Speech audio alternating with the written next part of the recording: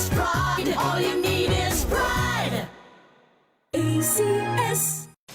Maulan man, no worries na amoy kulog ang damit. Charm Fabcon, bangong kumakabloom, tanggal amoy kulog sa bango ng charm. Kaya gamit ko, Charm Fabcon with Bloom Fresh technology. Kills 99.9% of kulog-causing bacteria.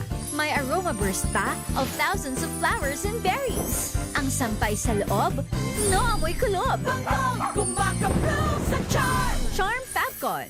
ACS. Wow, ang saya. Isang barangay na labada, puro mancha pa. Goodbye, pahinga. Mommy, isang laba lang yan sa Pride Bar Blue. May powerful stain-away enzymes na malupit sa dunit mancha. At di masakit sa kamay. Isang laba lang yan. Hello, pahinga.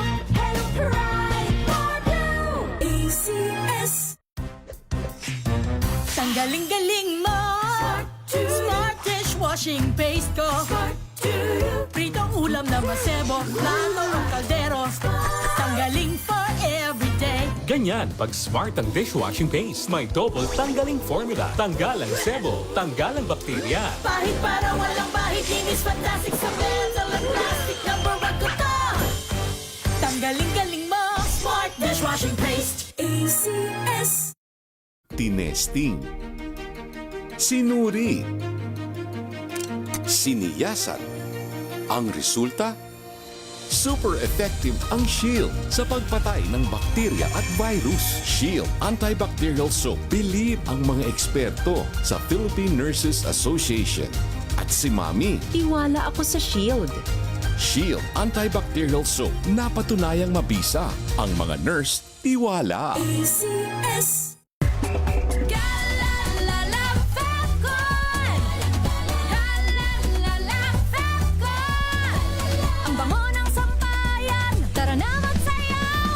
Fabcon, amoy nakaka-joyful. May nagbago. May arte. May budget. Akala nyo lang yon. So solid. White rose papaya, wow, white rose. White rose papaya, wow, white rose. White rose papaya. May glow up with a white rose papaya. White rose papaya. May puti power times 2 kasi may papaya at niacinamide. May shea butter and tea tree oil pa. Kutis sulit ang glow May up. glow up with a white rose papaya. White rose papaya. Kutis sulit ang glow up. ACS.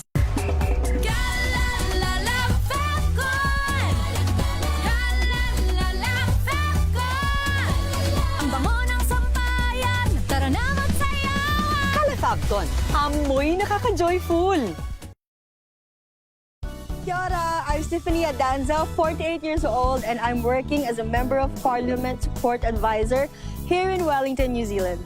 I'm very happy that a friend recommended MX3 to me. When I opened the box of MX3 and it said, the best decision of your life, wala nang doubt, I get to be part of a product that has a role in the good news, the Great Commission. MX3, dito ako bilib. Mahalagang paalala, ang MX3 capsule ay hindi gamot at hindi dapat gamiting panggamot sa anumang uri ng sakit.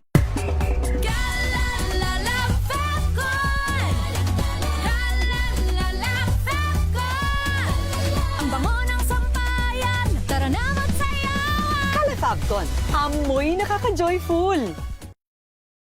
Tips para maiwasan ang pagkakaroon ng kuto at lisa. Alamin. This portion is brought to you by ACS Manufacturing Corporation, ISO certified, maker of world-class quality Pride detergent. Ayon sa medico.ph, iwasang manghiram ng mga gamit ng ibang tao gaya ng suklay, ipit at sombrero. Mainam na regular na i-check ang iyong anit at buhok upang makasigurong hindi ka nahawa ng lisa o kuto. Sakali namang ikaw ay may kasama sa bahay na mayroon nito, huwag tumabi sa kanya sa pagtulog. Pero kung ikaw ay tuluyan ng nahawa ng kuto o lisa, ay panatilihin ang pagsusuklay sa iisang lugar at malayo sa ibang tao. Huwag kalimutang palaging pagpagin ang inyong hinihigaang kama at unan. At Mainam din ang paggamit ng shampoo na may mabisang panlaban sa kuto at lisa. Gayon din ang pagsusuyod at ang paglalagay ng coconut o olive oil. This portion is brought to you by ACS Manufacturing Corporation, ISO certified, maker of world-class quality Pride detergent. Curious ka ba sa maraming bagay? Kami na ang bahala dyan.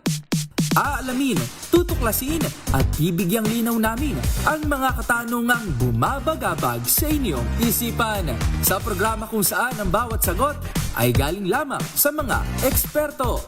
Ang Expert's Opinion, tuwing linggo 3:00 ng hapon, dito lang sa DZRH TV.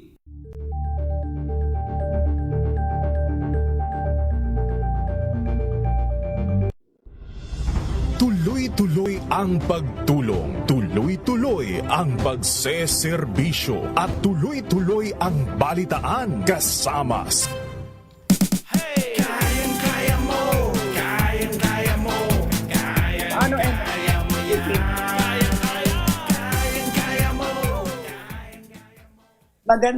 Magandang hapon po mga kababayan. Welcome sa inyong paboritong show tuwing Sabado, ang Kaya Mo Yan. Ako po si Cory Quirino, kasama si Emer the Generous Gingon. Hi! Magandang hapon po. Kaya mo yan, Natix. kaya talaga. Kaya Chairman Ricky, nandyan lang. Yes, how are you? Yo, makulimlim. Maulan ako. Tona na!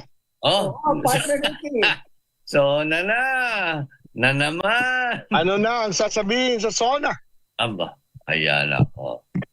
Hindi Ano ko kaya? Naabangan ng lahat. Meron ako mga tip pero mahirap sabihin eh. Ayun. Magandang hapon po, Pilipinas. SONA na sa Lunes. Yes. Magandang hapon, Chairman. Ang hole-in-one dyan. Nasaan ka ba? Alam nyo, ibig sabihin lang ng SONA kasi report to the nation. Yes.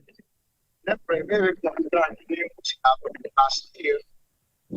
Ano ang naganap?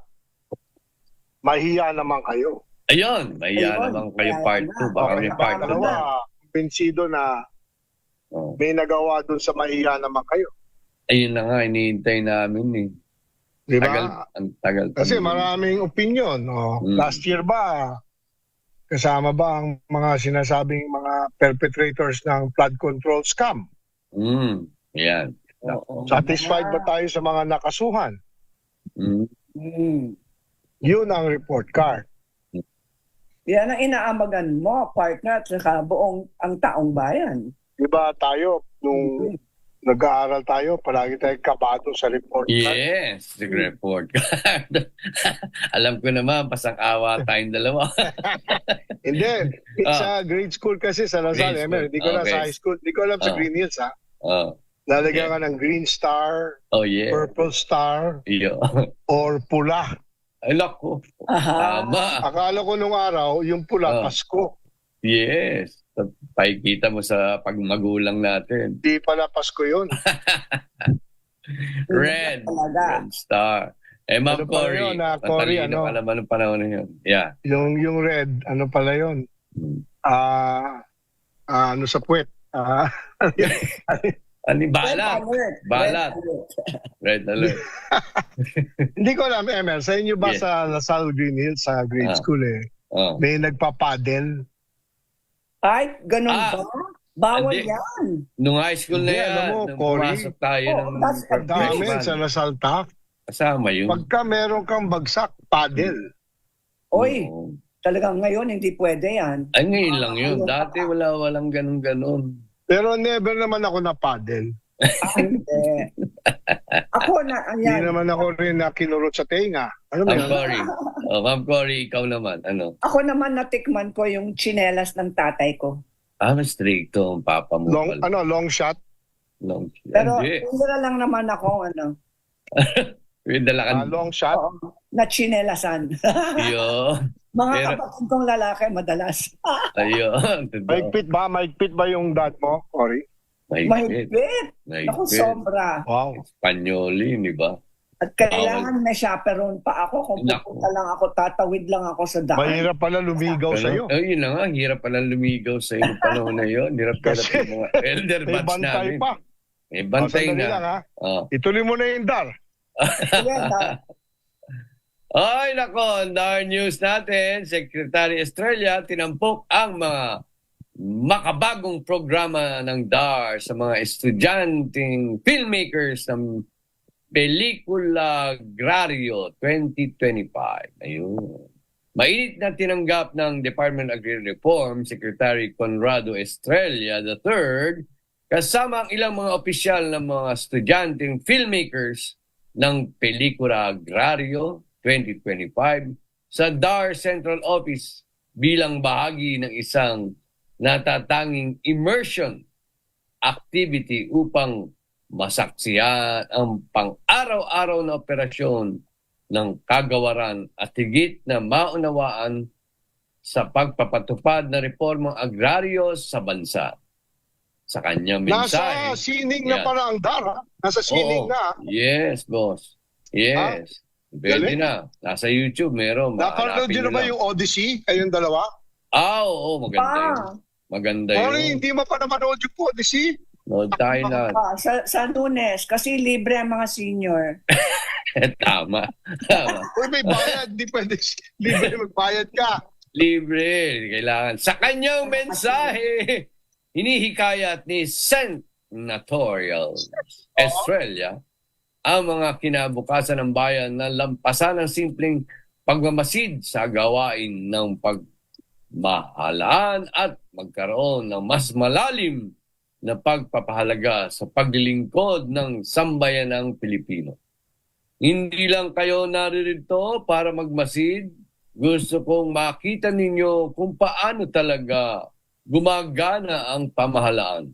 At sana ay may matutunan kayo na hindi ninyo laging natutunan sa loob ng silid-aralan. Anis ni Secretary Estrella. Dapat pala nag-judge ka, Emer. Ikaw pa naman Howie Boys. Howie Boys. Alam mo yun, Cory, si Emer kasama sa Howie Boys. Oh! Noon. Ngayon, di na Howie, hiwalay boys. Papunta ng kanyang opisina. Idinaan ni Secretary Estrella ang mga mag-aaral sa Stairway Gallery ng Kagawaran kung saan inaalala niya ang kasaysayan ng DAR kabilang ang pamana ng kanyang lolo na si dating Agrarian Reform Minister Conrado Estrella Sr. Yes. Na nagsisilbing kauna-unahang kalihim ng reformang agraryo sa bansa. Dinala rin niya ang mga mag-aaral sa makasaysayang Minister's Room kung saan isinagawa noon ang mahalagang pagpapasinayang ng humubog na programa ng reforma agraryo ng Pilipinas. Ayun. Ipinakilala rin sa mga kalahok ang mga yusek ng kagawaran na tulad ni Attorney Kazel Celeste. Galing. Field Palakpakan natin. Palakpakan natin yan. Batang-bata yan. Josep Angelo S. Martinez ng FOO. Ang Support Services SSO. Yusek Jestri Palmares. Yoy! Si Boss Jestri ng Foreign Assisted and Special Projects Office at Mihilda Sangkopan, Finance Management Administration Office and Concurrent Office for Mindanao Affairs, FMAO o OMA. Yusek Lani C. De Leon, Policy Planning and Research. At Rowena Nina O. Taduran. Duran. Chairman Ricky yan. Special Concerns and External Affairs and Communications Operations Office. Gayun din sila Attorney Margie Aison, si Paspo, Jose Ginil, Demorito, yes, at at nagbibigay din ng sama-samang pamumuno ng pagpapatupad ng mga programa at serbisyo ng DAR. Dumala rin si International Development Cooperation Service, IDCS, Director for Anacleta B. Mariano.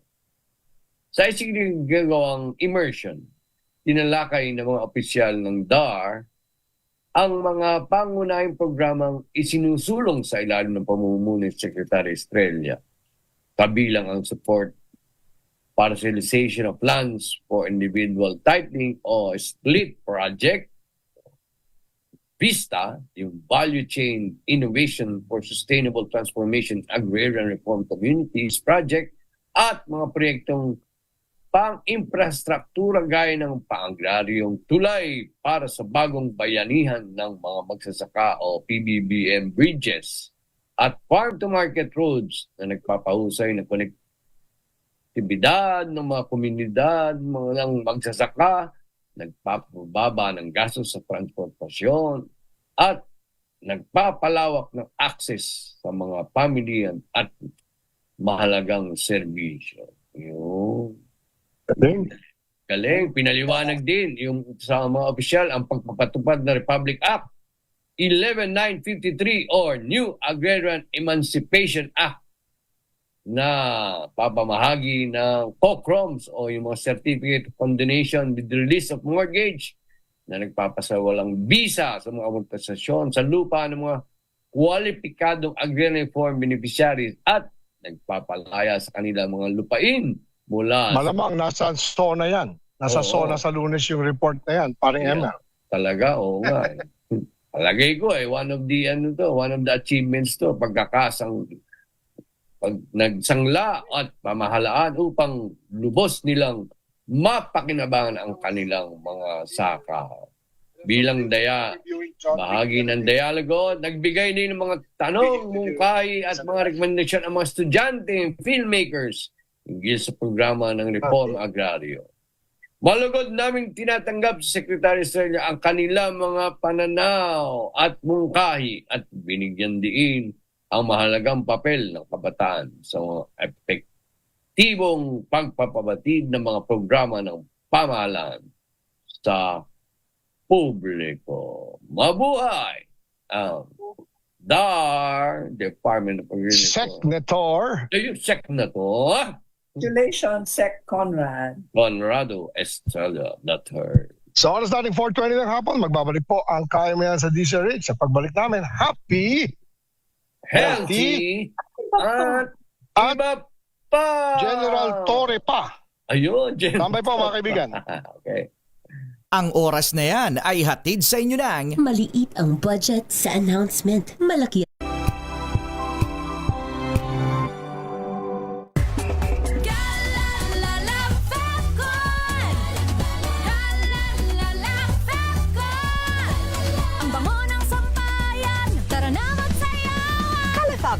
amoy nakaka-joyful!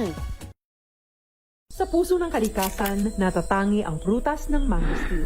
Ito ay nagtataglay ng antioxidant compounds na alpha, beta at gamma mangosteen. Ang MX3 capsule ay isang food supplement na gawa sa natural na mangosteen. Ito ay tested and proven to help avoid knee joint pain discomfort para iwas-iwas sa sakit with long-term supplementation 2 capsules daily. MX3 capsule. Tunay, natural at original.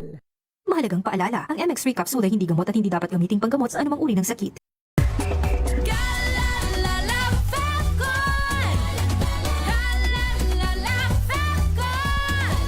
Ang bango ng sampayan, tara na magsayawan! Calefabcon, amoy nakaka-joyful!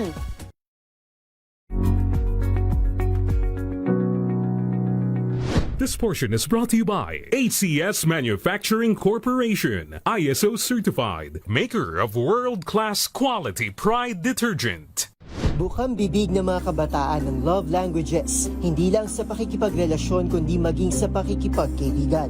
Kabilang dito ang words of affirmation, mga salitang pumupuri o nagbibigay kumpiyansa, quality time, paglalaan ng makabuluhang oras para sa isang tao, at physical touch tulad ng paghalik at pagyakap.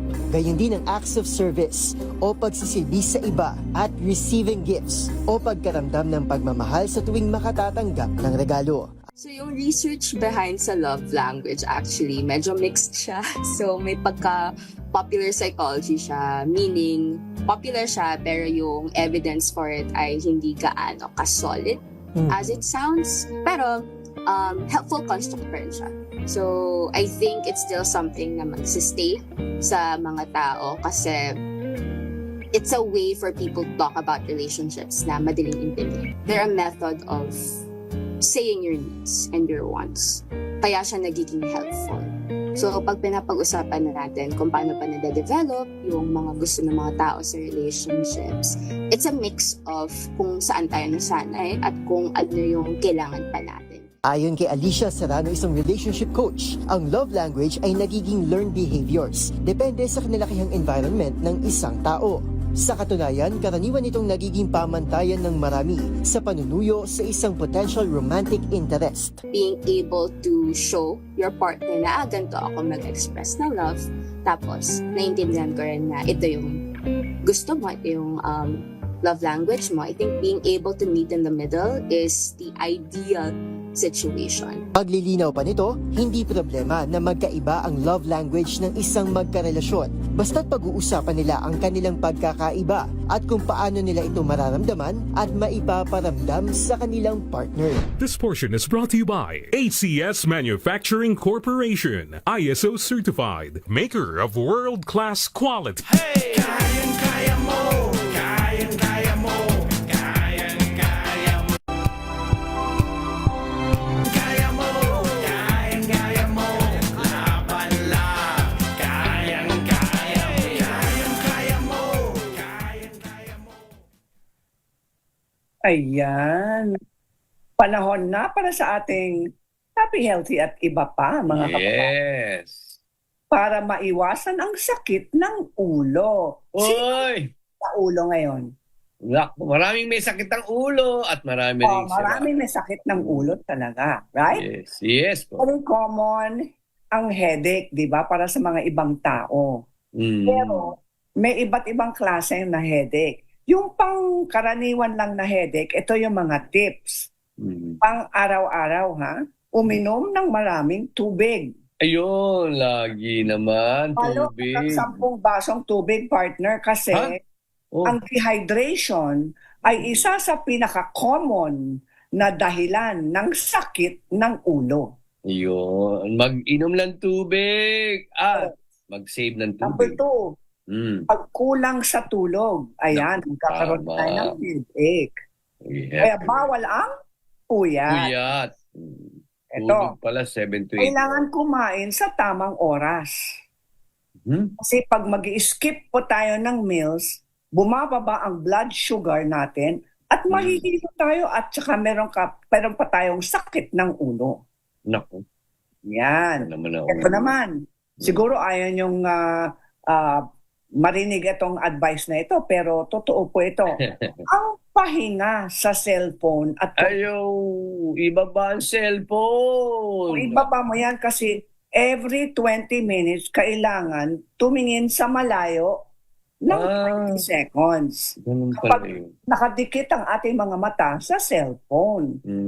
Kasi magkakaroon tayo ng headache dahil sa eye ache, eye strain. Yeah, lalo na. Ito naman, siguro hindi nyo alam.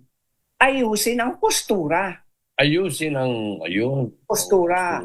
Postura. Huwag laging nakayuko sa cellphone at nangangawit ang leeg. Tension, headache ang resulta. Para sa allergy-related na sakit ng ulo, kailangan magkaroon tayo ng steam inhalation or magsuob. Magsuob, magsuob. Tapos pwede rin mag-nasal flush. Yan, maraming may sakit ng nasal flush sa butika, meron sila para, tanggalin ang barado. Tapos, nandito na ang ating magiting na special guest na si General Nick Torre. Pero, isin po natin itong happy, healthy at iba pa. General, sumali po kayo dito. Yeah. Ma'am Cory, maraming salamat. Good afternoon po.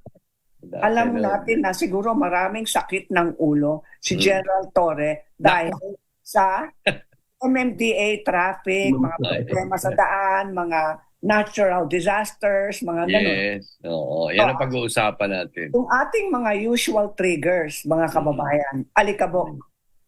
Alikabok, puso. Yes. Pangatlo, maniwala pa kayo, pabango. Ha? Yung pabango? Masyadong masangsang ang pabango. Ako, ang resulta, sakit ng ulo. At minsan, malamig na aircon. Sobrang malamig. Ayun, babawasan pala dapat. Oo. Tapos, besides, masyado nang mahal ang electricity. Kaya na kayong mag-aircon. Ito, pag inatake na ang sakit ng ulo, anong dapat natin gawin? Ano, mabilis. Huwag muna gamot, ha? Huwag muna gamot. Cold compress muna sa ulo. Cold. Yung dati, cold compress muna. Mainit ka, cold compress, ha? Tapos para merong mga baradong ilong, warm compress naman dito. Gagamitin natin yung ating bimpo, pipigay ng mabuti, syempre ilubog sa konting mainit na tubig, tapos ilagay dito sa noo at saka sa ating pisngi. Yes. Tapos, maniwala po kayo, kape o tsaa, minsan nakakatulong ang konting caffeine. Pero wag sumobra. Wag sumobra. Okay, kape. At hinay-hinay lang ang gustong ang mga mahilig sa hilot at pagpamasahe. Hinay-hilay lang sa pagpapamasahe sa batok at balikat. Yeah. Para mawala lang ang tensyon. Tapos, kung meron po tayong peppermint oil or tai chi oil, pwede rin. Ayan. Siguro next week, hingi tayo ng papremyo sa tai chi oil. Meron pala nun, tai chi Kung oil. iinom ng gamot, merong paracetamol or ibuprofen. Ibuprofen. Pero urgent. Huwag mag-take ng sunod-sunod ng gamot na wala kayong prescription ng doktor. Okay. Ang pagkain na nakakatulong at nakakasama sa headache. Alin ba yung nakakatulong? Ito nakakatulong. Saging. Banana. Dahong gulay. Isda. Luya. Tsaa. Salabat. At maraming tubig. Yeah. Alam mong nakakasama sa headache po natin. Sobrang alak. Iyak ko, syempre. Sobrang kape. Kape. Iba, nagpakape pa. Masyadong maraming mga additives sa pagkain natin at mga pagkain na maraming chemicals. At saka keso na lumang stock. Ay, naku. Sinemold na yon. Sinemold na yon. Hindi naman tayo Europeano. Doon tayo, Asian tayo. At pumunta agad sa doktor kung biglaan at sobrang sakit na parang pinakamatinding sakit sa buhay mo. Ayun. Emergency. May lagnat at nananakit ang bato. Tapos nagsusuka, lumalabong paningin, nanghihina kalahati ng katawan. Nako, diretso na kayo sa emergency room. At hindi mawawalan ng 3 araw yung sakit ng ulo nyo. Kailangan takbo na kayo. Ganun pala yun. Positive thought for the week is, okay ako. Okay ako? I am okay. Parang nung araw yan, I am okay. Okay ako, okay. Kaya mo yan. Kaya mo yan. Ayun. Yes! Ating Tambay. partner. Yan po ang Happy Healthy, di ba pa? Sa oras na ito. Balikan na agad. Si General Tony pagkatapos na ilang mga pala. Standby po mga kaibigan. Number 1 na naman! Hello, Washi! Laundry day na naman! Yay! Anong meron? Mancha ng chocolate, putik, may libag pa! Kaya natin yan! With Pride Washing Machine Detergent, may triple stain-away formula. Tanggal ang makapit, madikit, at malupit na dumit mancha. Kaya easy-easy ang labada. Mula noon hanggang ngayon. All you need is pride. All you need is pride. ACS. Maulan man, no worries na amoy kulob ang damit. Charm Fab Con. Bangong kumaka-bloom. Tanggal amoy kulob sa bango ng Charm. Kaya gamit ko, Charm Fab Con with Bloom Fresh Technology. Kills 99.9% of kulob-causing bacteria. May aroma burst pa of thousands of flowers and berries. Ang sampay sa loob, no amoy kulob. Bangong kumaka-bloom sa Charm. Charm Fab Con. ACS. Sa lahat ng bagay, simula pa lang, siguraduhing max protection na. Kasi pag kulang ang proteksyon, baka madaling masira. Sa ngipin, dapat may max protection din. Max Alaga ng Unique Toothpaste. With Max Protect Formula. Help stop cavities before they start. While keeping breath fresh. Try Unique Maximum Fluoride Protection. Para Max Alaga, Max Protektado. ACS.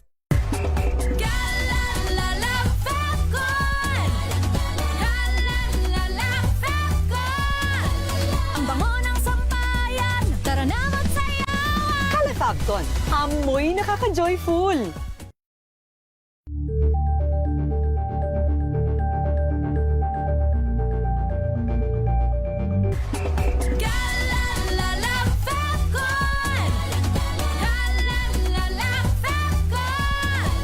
Ang bango ng sampayan, tara na magsayawan. Calefabcon, amoy nakaka-joyful.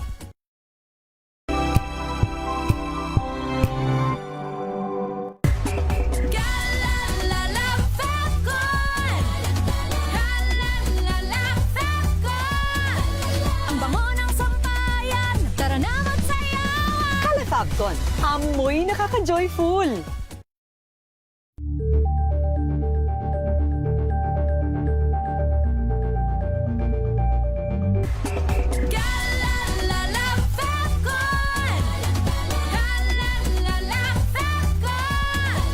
Ang bango ng sampayan, tara na magsayawan. Calefabcon, amoy nakaka-joyful.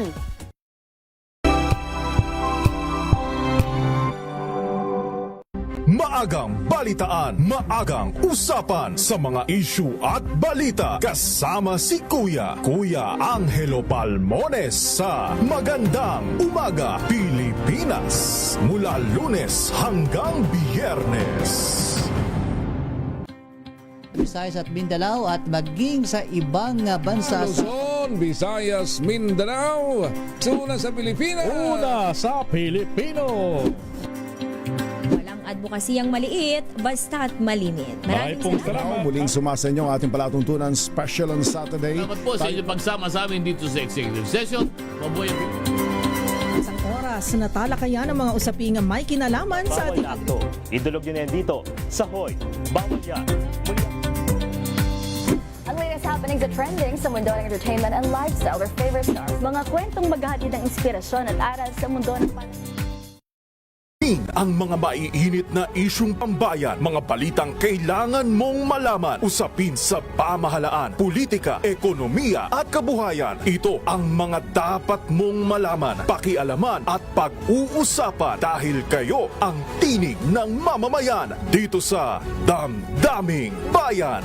Live sa DZRH Radio, DZRH TV at DZRH Digital. Kasama si Nalakay, Deo Macalma at Elaine Apit. Araw-araw, Lunes hanggang Biyernes. Damdaming Bayan. Kayang-kaya mo, kayang-kaya mo, kayang-kaya mo yan.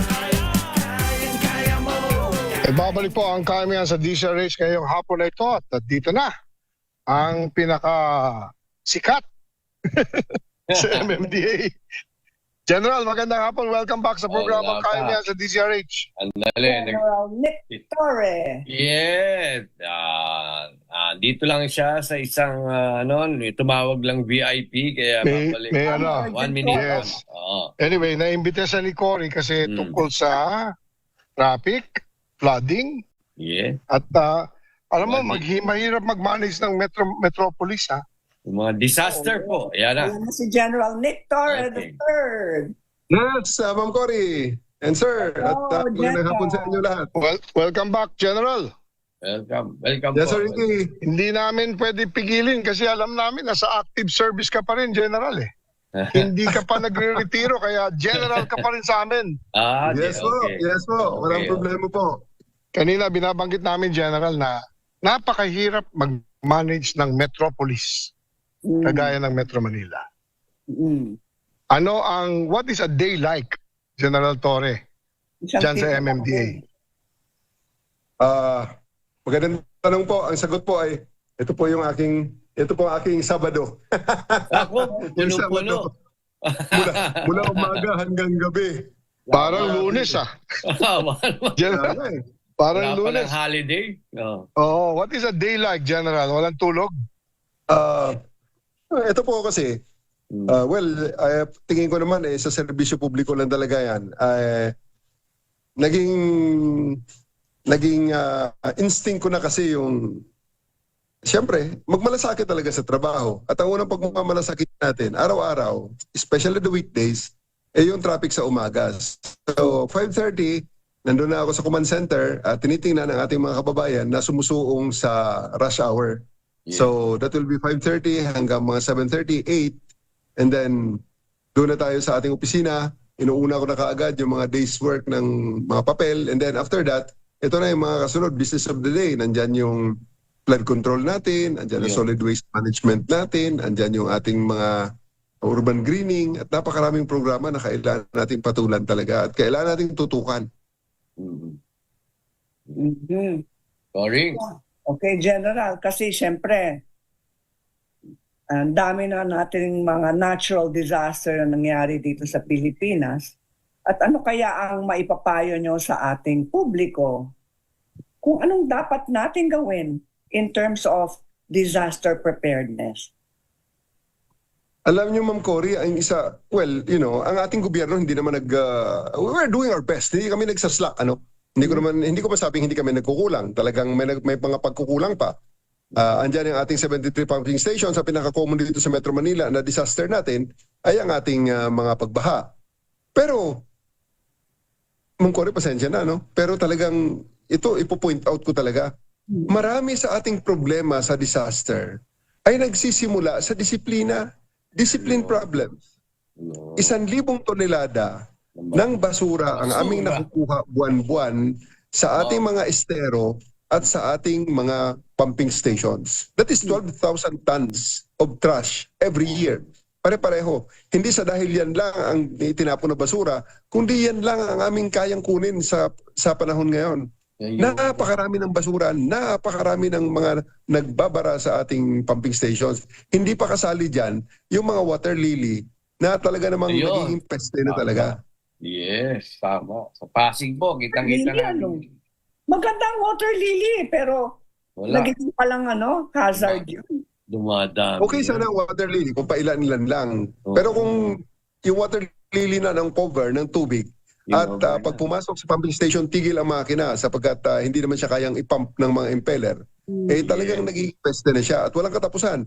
Tanggalin mo ngayon, bukas ganun ulit. Dahil nga sa napakamasustansya para sa kanila ang Ilog Pasig, napakarami ng kanilang nutrients dyan dahil sa pollution. Tama. General, siguro dapat sa barangay na nating gawing katulong dyan sa nagtatapon ng basura sa tubig. Dapat may bigyan na kaya natin ng incentive ang barangay captain na pag may nahuli o kaya kung sinong nakakapanatili ng malinis, yun ang bibigyan mo ng premyo. Yes. Totoo yun. Actually, marami ng positive reinforcement, negative reinforcement na aming ginagawa. At ini-engage talaga namin ang barangay. Pero dapat talaga, sana, even, hindi lang ang barangay ang mag-engage, kundi ang taong bayan mismo na nagiging target nitong ating mga kampanya. Kasi positive reinforcement, meron tayong trash to cash program. Diyan sa Quezon City, merong trash to cash program. At meron din sa MMDA, trash to groceries program. Ang kanilang mga trash na naibabalik doon sa aming mga collection stations ay binibigyan ng points at if they earn enough points, they can get it they can exchange it for groceries. Diyan sa kay Mayor Joy Belmonte, trash to cash naman, pera mismo ang binibigay diyan. So, yan positive reinforcement. Pero hindi pa rin sapat Marami pa rin tayong mga kababayan na itong sachet, itapon na lang yan. Ang dami niyan. Marami Yan ang isa sa pinakagrabe na pinakamahirap nating hinahanapan na solusyon ngayon. Yung mga sachet na yan, yung pinagbabalatan ng mga snacks, plastic, yung mga fast food, mga quick plastic talaga. Hindi maubos. Napakarami. Kaya alam mo General, nanawagan na rin kami sa mga gumagawa niya mga sachet na i-encourage na lang na mag-refill. Kasi yung sachet talaga, Oh, yung sachet. General. Packaging. Pag pinagsama mo sachet, kasi yun lang ang magiging affordable na bilhin ng mga kababayan nating iba. Ang problema, hindi mo rin i-dispose, General. Yun na nga. Alam mo, General, ipopropose ko sa DCRH na manawagan at bigyan ng premyo ang mga barangay na pinakamalinis yung harap nila sa Pasig River. Gawin natin. Susuporta kami sa iyo, General. Opo, talagang kailangan natin talaga na sana maintindihan ng ating mga kababayan na hindi lang dapat maging problema ng gobyerno yung kalinisan, kaayusan ng ating mga community, dahil ang community eventually tayo ang makikinabang eh. Yes, so, stewardship. sana naman hanggang sa ang aming mga ginagawa ngayon sa Yes to Ayos campaign at saka yung sa bayanihan sa estero, bayanihan sa barangay, sinusubukan na rin namin i-engage pati ang mga kabataan para maturuan habang bata pa ang ating mga kabataan para paglaki nila kahit paano may magbabago sa sunod na henerasyon. Nakita ko, General, sa Quezon City, may mga plastic bottle bins. Para siyang basket, malaking basket sa daan. At meron siyang poster at sabi niya, itapon mo ang i-shoot mo ang botelya mo dito. Yung mga recyclable. Ang dami namang naglalagay ng plastic bottles doon. Sana manatiling ganun din sa buong Pilipinas, no? Lalong-lalo na sa Metro Manila. Yes, opo. Ngayong araw nga, may lumabas na isang picture sa isang pahayagan. Isang river sa Cebu na talaga namang puro punong-puno ng basura. Kaya nga, nilagay ko nga sa Facebook ko. Sabi ko, nako, ito ba ang gusto nating Pilipinas? Ganito ba ang mukha ng responsableng mamamayan? Ganito ba ang tunay na pakikipagkapwa? Kasi sa bawat basurang itinapon kung saan-saan, ito hindi lamang dumudumi sa ating kapaligiran. Maari itong bumara talaga sa daloy ng tubig at ito hindi lang maari, kundi talagang proven na bumabara talaga sa daluyan ng tubig na nagkukos ng paglubog ng mga komunidad sa mga flash flood. At of course, naglalagay talaga sa panganib sa buhay ng ating kapwa-tao na hindi natin naisip nung itinapon natin ang napakaliit na babalik. Oo, babalik sa atin yun. Kaya tama si General. Talagang bayanihan. Earthquake, di ba? Sa Lindol. Earthquake naman po, yan. Mga fault lines sa Metro Manila. Sa MMDA, meron kaming Oplan Yakal Plus. Yung earthquake plan natin para sa Big One. Dito po ay palagi namin ding nakapost yan sa ating MMDA website. Meron hong 4 na quadrant. Yung Metro Manila, naka-4 na quadrant po yan. Based sa magiging itsura ng Metropolis, kasi ang unang assumption, yung mga tulay mapuputol. Pag naputol ang tulay, maa-isolate ngayon ang bawat area. So, may quadrants ngayon yan, hindi sa political subdivision, kundi sa geographical subdivision. So, may northeast, southwest. At pagkatapos, bawat isang sektor, 4 na sektor yan, meron ng mga rallying points kung saan magsasama-sama ang mga ahensya sa mga open spaces na ito para dito magbibigay ng assistance sa mga taong darating at sa mga taong mangangailangan ng tulong. So, that will be where the food distribution will be, medical assistance, at kahit na yung communication support, nandun mangyayari yun. At nagdidrill kami niyan. Dinidrill namin ang ating communication system dahil babalik at babalik tayo sa radio networks na talagang hindi dependent sa ating cellular infrastructure. Kasi ang assumption is that pati ang mga cellphone natin ay hindi gagana pag oras na may bigyan. Oo, babalik tayo sa SSB, yung radyo ng panahon natin. Kailangan prepare tayo dyan. Kung tanungin nga si General Torre, kapag may lindol, anong dapat gawin kapag nasa loob ka ng tahanan? Totoo ba yung sinasabi nilang triangle of life sa loob ng bahay kapag may lindol? Ang unang-una, duck, cover, and hold. Okay? Duck, cover, and hold. Duck. Yes. Medyo ibaba mo ang sarili mo. Dahil siyempre, kung may mahuhulog galing sa bubong, yan ang problema eh. So, duck, tago muna. Kung pag may makita kang duck and cover, halos pareho yan eh. Ibababa mo ang sarili mo, kung may lamesa, doon ka muna sa lamesa. Kasi baka may mahulog na kung ano galing sa taas. Cover. Hold. Hawak muna kasi baka matumba ka naman o baka naman ikaw ay maghumulong dyan ng wala sa oras. So, ang pinaka-importante dyan, don't panic. Okay? Lalo na yung mga nakatira sa kondo o nakatira sa mga building. So, duck, cover, and hold. Pagkatapos, try to get out of the building as soon as possible in a safe manner. Huwag tumakbo at huwag gamitin siyempre ang elevator. Okay? So, yung sabi niyo ma'am, yung triangle. Yung triangle kasi na sinasabi nila dyan, yung may mga area kung hindi ka makalabas, kung hindi ka makalabas ng bahay, may mga areas na napapag-aralan ng mga scientifico na may mga areas na pwedeng livable space. Pag halimbawa mag-collapse ang building, magkakaroon ng livable space. Ano ang mga yon? Medyo yung malapit sa hamba ng pintuan, yung pinaka-doorway. Yung pinaka-doorway, medyo matibay kasi yan.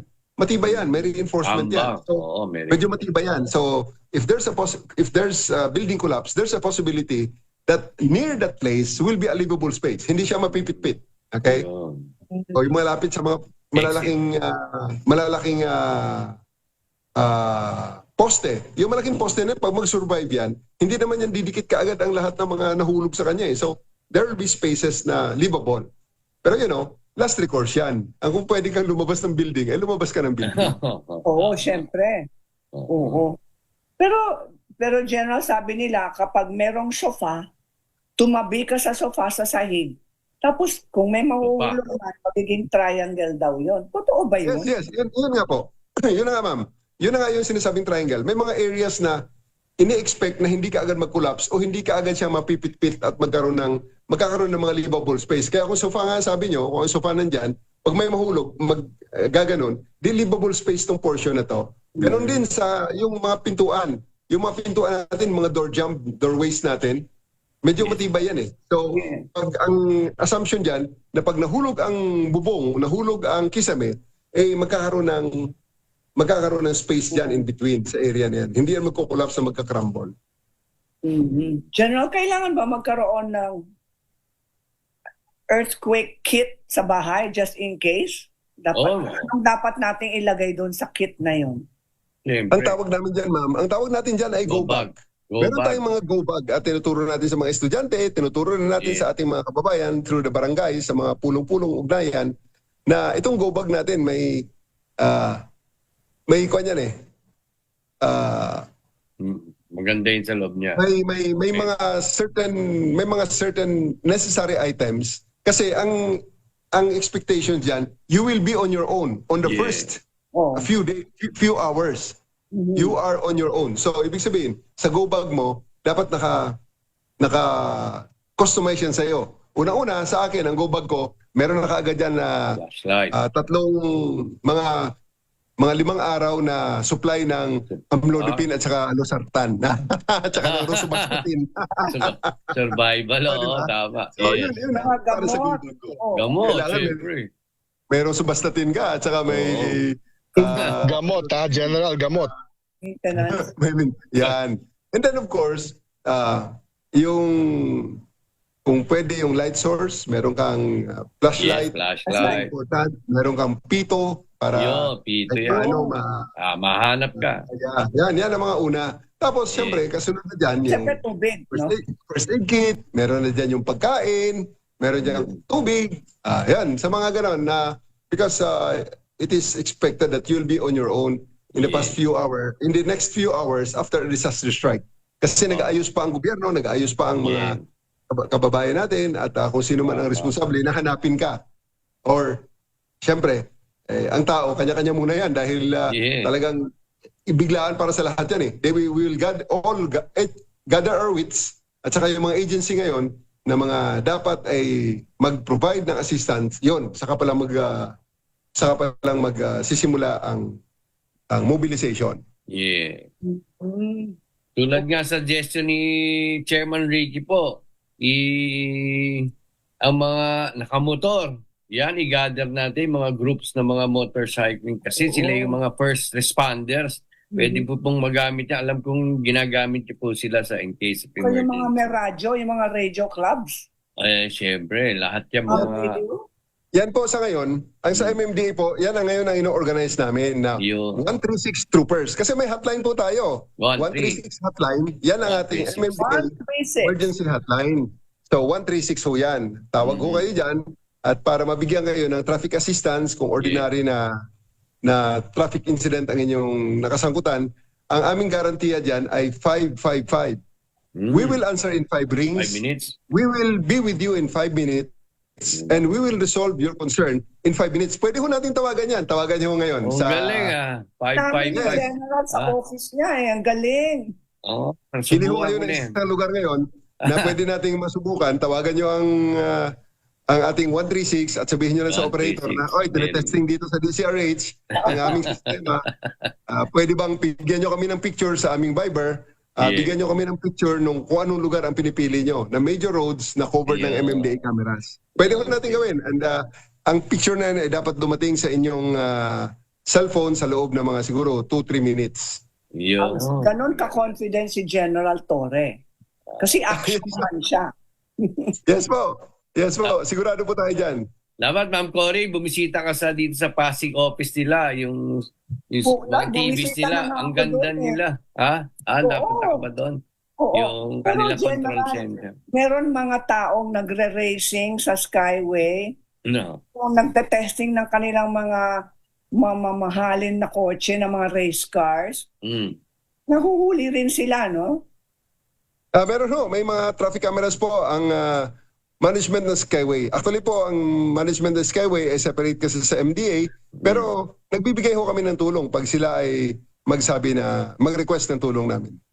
Meron din po kayong anti-noise pollution? Kasi may mga kotse na sobrang nire-rev up o binuboost ang kanilang mga tambucho, ang ingay. Opo, meron po. Baka hindi lang sila nasatsambahan ba ng ating mga field units na nanghuhuli, nag-i-enforce ng anti-noise pollution. Meron tayo niyan. Meron. Ayan, partner Emmer. At yung mga may ingay naman sa karaoke, pagkatapos sa alas 10, dinala sa barangay yun, huwag nyo na itawag sa ang daming trabaho ng MMDA. Tatawag nyo pa. Dito lang sa barangay, di ba? Ang dami po niyan. Oo. May special sharing po kayo sa aming mga tagapakinig, General. Yes, lalo na po na magsosona po bukas. Ano mga preparations natin dyan? Regarding po sa SONA, ating mga kababayan, tingnan nyo po ang aming MMDA webpage dahil yan po ay may mga updated na mga advisories regarding sa traffic at sa iba-iba pang mga rerouting at mga open and road closures. So please, para hindi kayo maabala, at kung po pwede lang na iwasan na yung lugar sapagkat yung buong Commonwealth Avenue na yan at yung Batasan, siyempre dahil special ho yan, once a year lang naman nangyari yan, kung pwede nyo nang iwasan at maghanap na kayo ng ibang lugar muna or plan your trip this early para hindi na kayo maabala dyan. At sa ating mga kababayan, laging tandaan, pag may aberya sa daan, ipa-MMDA na yan. Dahil 136, 5 minuto, kami ay nandyan. Ba, galing nga uli. Gagayahin ko Hindi nyo sinabi, and General Torre is my man. Thank you, ma'am. 136, basta 136 po, kaya mo yan natin. Visit sila sa aming website. May webpage, ang 136 Troopers. Send us a message. We'll send you the link for the application. We'll send you the application form para makatulong ang ating mga kababayan ng mga aberya sa daan na hindi alam na pag hindi pa alam ng ibang mga tao ang 136, then they just can call 136. Tama. General, may nagtumatawag dito, gusto mag-volunteer sa inyo. Saan daw magpunta para mag-volunteer, magbantay ng basura sa Pasig River? Yes. Pwede sir. Pwede. Partner. Kasi ano ito talagang bumabalik yung basura ang tinatapon syempre, yung mga listeners natin sa DCRH, nag-aalala din kasi sila binabaha. So, siguro magbukas tayo ng volunteerism brigade. Volunteers for General Torre sa MMDA para bantayan ng Pasig River.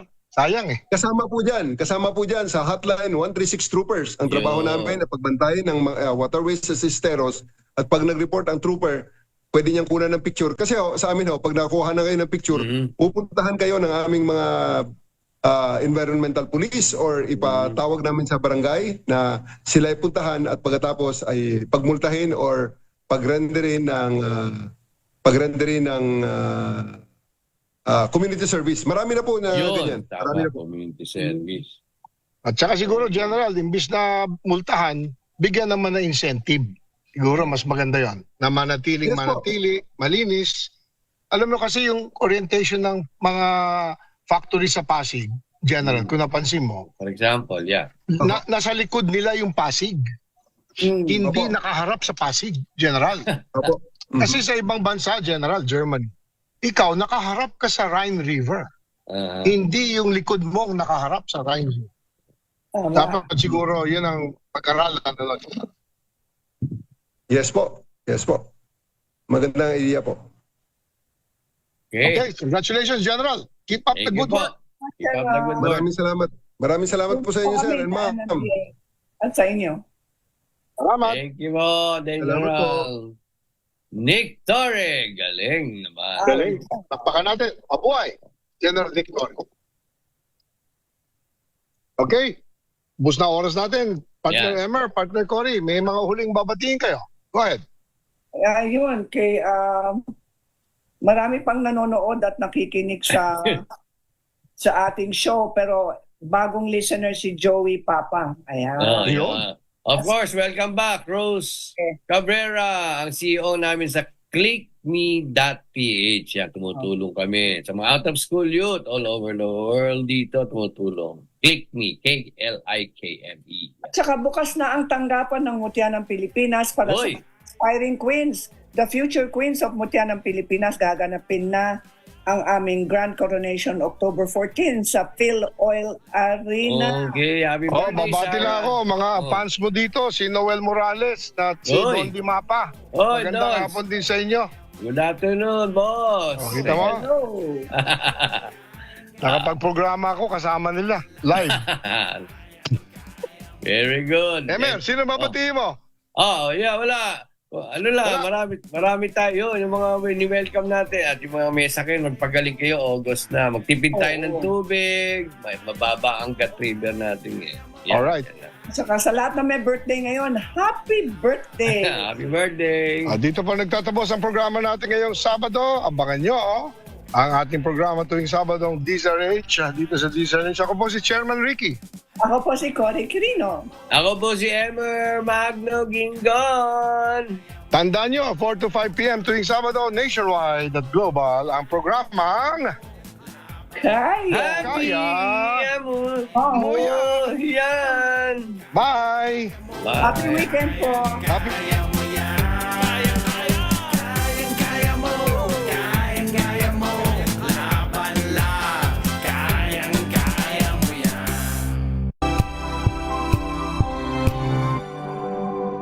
Ngayong ikaw